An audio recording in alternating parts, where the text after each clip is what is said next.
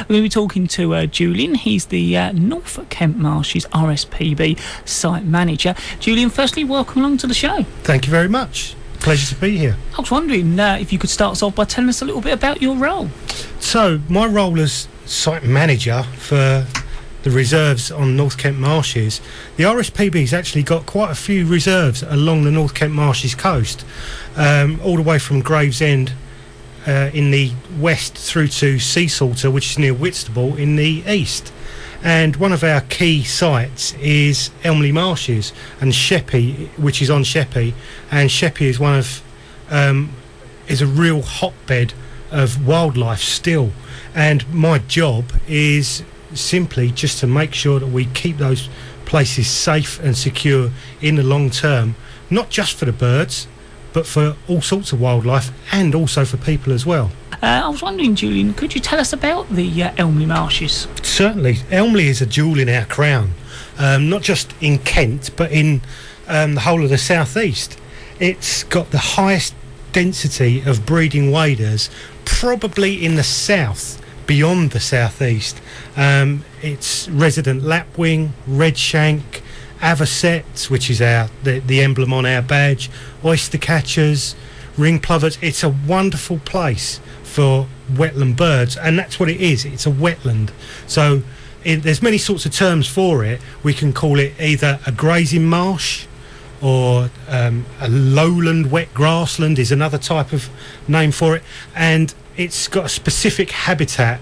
And Elmley, we've been managing it since 1974, and it's part of an even bigger complex that is owned and managed by the Elmley Conservation Trust, and that whole complex adds up to about 1,200 hectares, and it's a vital component in what's left of our wild coastal grazing marsh habitats. How specifically do you manage the marshes? So it's very simple. There are two components to manage a marsh, and there's two things. The first one is water, because if it didn't have water on it, it wouldn't be a marsh. It wouldn't have that wetland species that are adapted to that habitat. And the other thing is livestock, grazing animals. Mainly the habitat and the vegetation on a marsh is grass.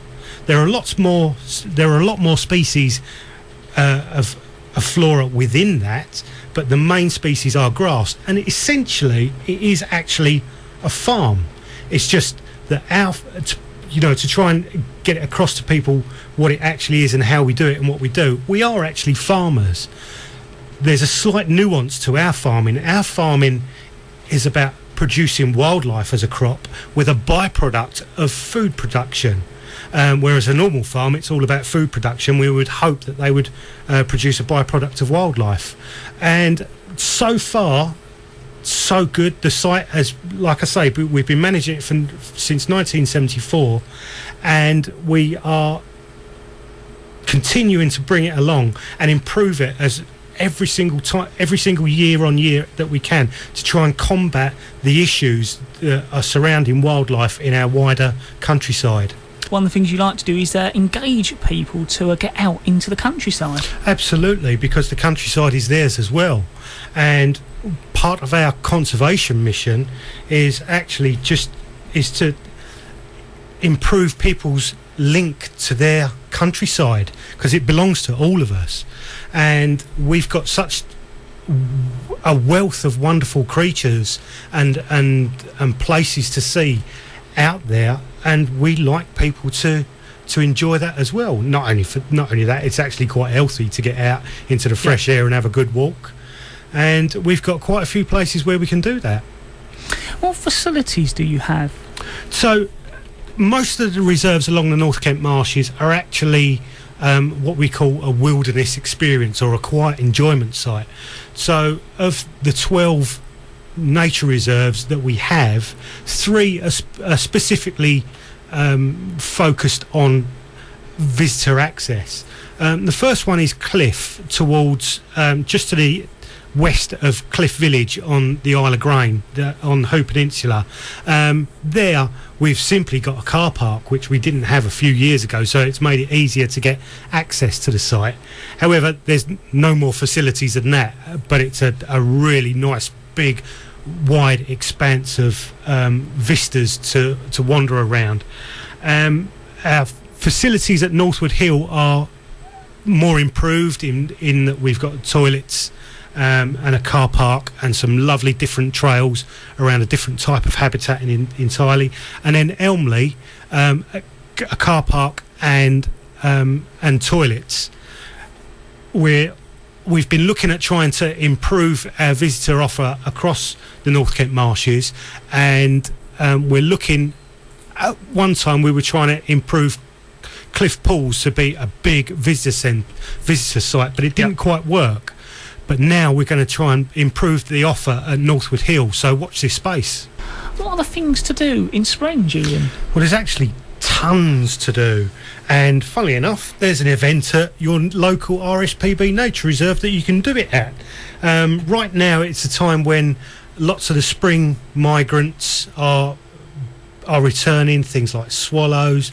The first cuckoos returned, were reported as returning yesterday, and you know, down at our reserve at Northwood Hill, on the Hoop Peninsula, we'll have a spring bird watch with the warden on the 8th of May, but also on the 14th of May we'll have a bluebell walk, because Northwood Hill not only has a wet grassland habitat, it's got a very old woodland and an old bluebell woodland, and once the bluebells are out, it's a carpet, a blue carpet. It's absolutely wonderful.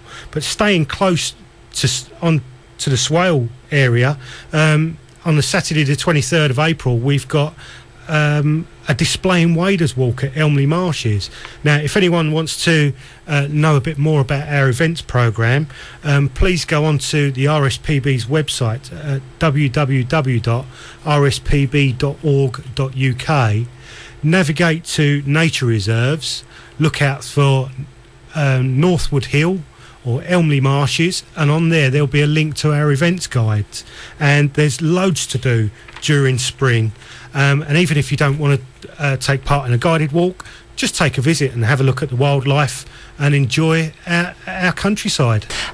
Julian, before you go this evening, how can people get involved? So the RSPB, Royal Society for the Protection of Birds, is actually a charity, despite being a very large organisation within the country, and